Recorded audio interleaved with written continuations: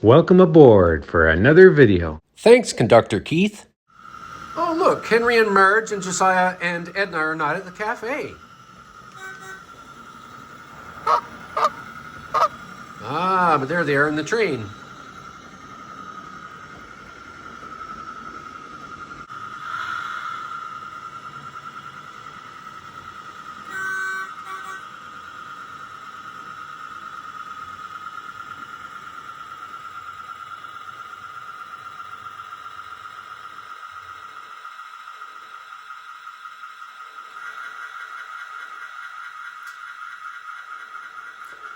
So the purpose of this video is to show you my new small train. Now by small, I don't mean small in scale, obviously this is large scale. However, in terms of large scale, this train really is quite small. When you consider the size of the wagons, they're tiny. Now the reason why I built this train was to have something interesting to throw into the mix. This train will now serve the village of Gamble. We have a track to Gamble. Now Gamble is a tiny village, and this train is going to leave Gamble once every 2 days. The passengers will have 2 hours to pick up their mail, get things in shops, and etc., have some lunch before going back home to the village of Gamble. In this video, I'm going to show you how I put all this together, and I think it will include some tips and tricks that might help some people. Much of it I've just picked up from other people, but why not pass it on? We're going to run it around the loop a few times as an inaugural run, and for that, we're going to use my Accucraft Sabrina live steam locomotive. But before we get to that, I'll do a quick walkthrough of the train right now.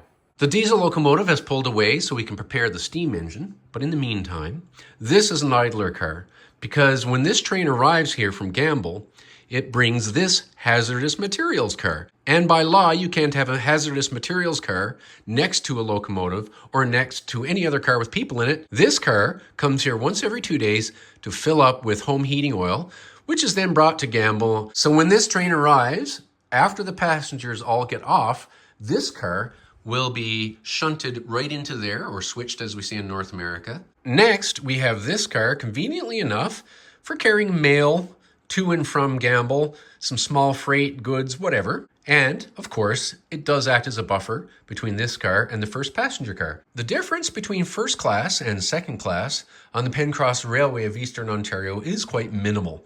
This is not a very classist railway.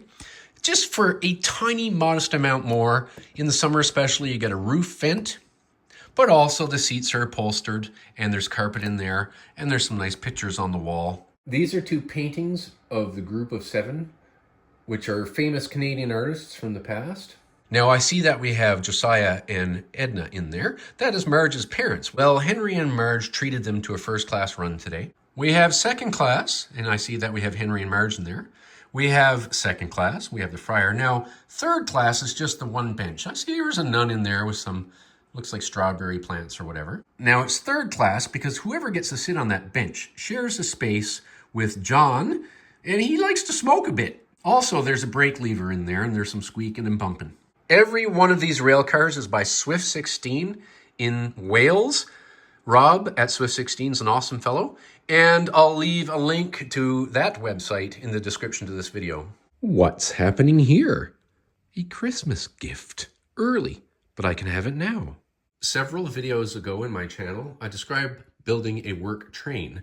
For that video, I used this coach. I used to have it finished in 32mm gauge as a War Department coach. Now, I have lots and lots of these plastic wheels that came with Bachmann cars and others that I had since replaced with metal wheels. So I've got lots of these lying around. In that video, I describe how I take out the 32mm gauge wheel sets and how I modified these 45mm gauge wheel sets to fit in.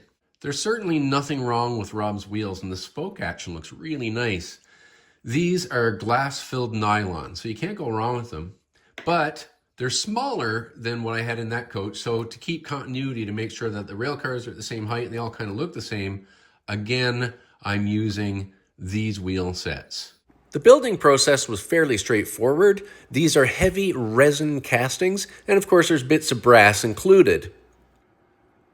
For a small fee, you can get these window ducats with one of your coaches to turn it into a brake van or a guard van. I dremeled down the little catches that hold the floor piece on so that I can more easily take passengers in and out. So far, so good. Here's our first class coach. I do need to decorate the inside of that rail car. And here are the other ones coming along. As with this one, where I filed the paint off the door handle, I'll do that on the other ones as well. Obviously, I want to populate my passenger train with people. Now, a lot of my figures I use here and there in videos and in and out of rail cars and places, so I cut with tin snips some strips of steel. This comes from the back of a scrapped VCR. And, of course, my sitting figures have magnets in their bums. And look. These rods came from an old DVD player that I just scrapped, had a steel back. Well, these rods just happen to be the same size as the axles in the Swift 16 cars.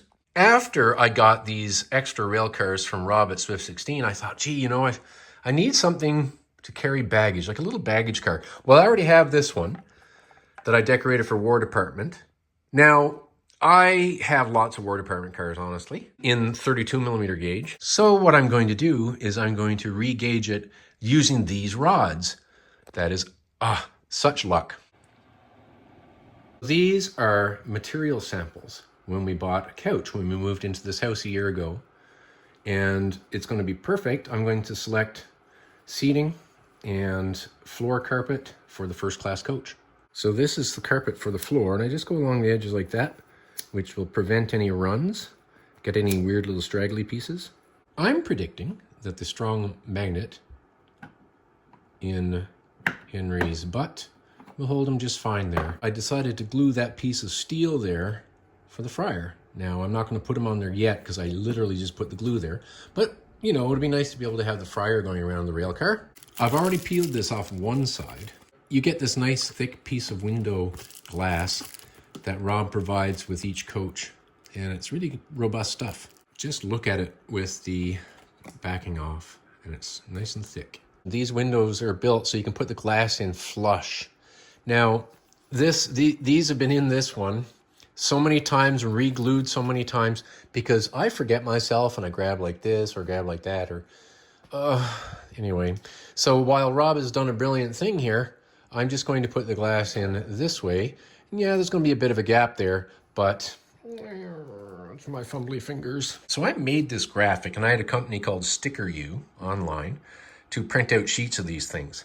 They're vinyl stickers. They're good for all weather. Now, I've learned through my friend Michael Franklin about vinyl sheets. They're thick as paper, really, and you can buy them at craft stores, sometimes Staples or whatever. So I've decided I'm not going to order any more online. I'm just going to print my own. So the last step is to add this stuff to the train. So I just made this up on my computer.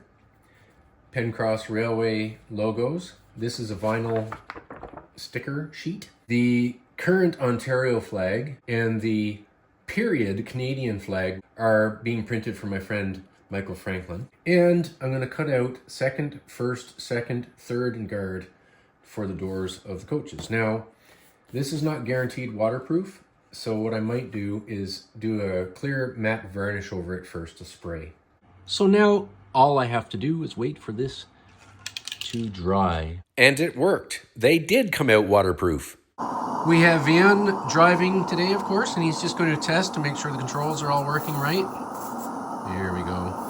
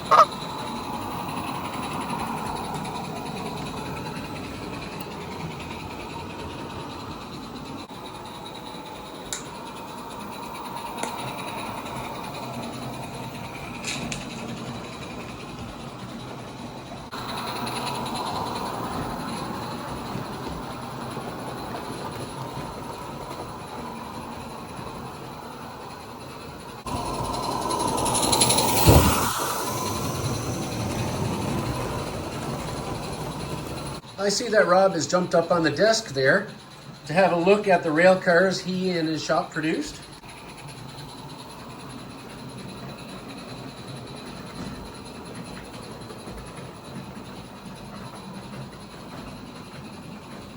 I see Lord Michael back by the door to the station, the ticket office there, talking to Conductor Keith and to Porter Dan. He is suitably pleased.